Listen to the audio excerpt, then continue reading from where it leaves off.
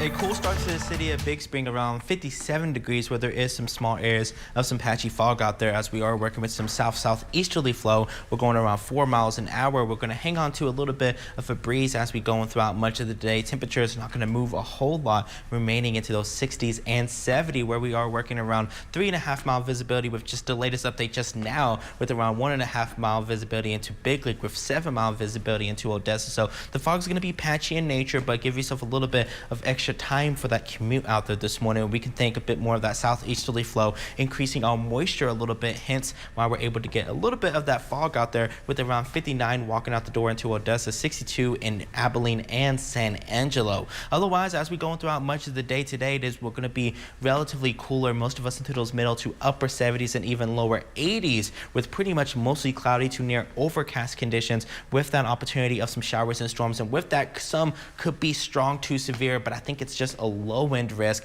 nothing too much on the high end. Maybe some gusty winds as well and some small hail, but I think heavy rainfall is going to be the main weather impact, and with the heaviest rainfall going to remain into the southeast of our region, out to the areas of Sonora, Brady, Brownwood, even to Uvalde, Austin, and San Antonio, where I do anticipate we will still have some flooding concerns into Abilene, San Angelo, and Midland, Odessa, which is not going to get the highest totals as the southeast of us are going to get. Otherwise, heading into the later portions of today, though, we'll be able to see some isolated showers and storms, hit and miss storms, but we'll be able to see those storms increase, especially into the Big Country and the Concho Valley, heading into around the later portions of the morning hours into Thursday. It's going to be a similar story for us into the basin, but coverage is expected to be a bit less, with more seasonable conditions on Friday. So let's track it out together. We'll have those isolated storms so we can really see. It's going to be very pit pocket isolated storms, not a whole lot of coverage heading into late Wednesday, but more so into kind of early Thursday morning around the midnight hour.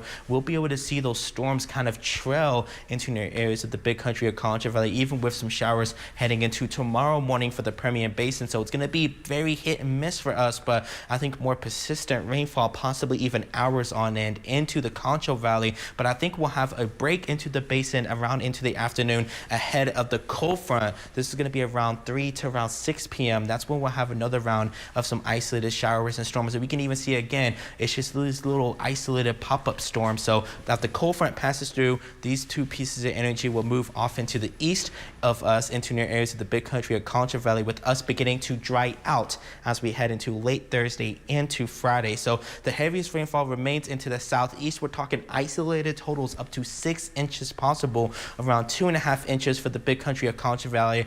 Isolated totals up to 1 inch into the basin. We can definitely see where the rainfall is a bit more limited. It is going to be into the Permian Basin, with the heaviest rainfall into the Big Country and Concho Valley. Hence why we went ahead and put a weather impact alert heading into late tonight into Thursday. But after that system swings through, we'll work with more seasonable conditions as we head into Friday. Highs in the 60s and 70s continuing throughout the weekend.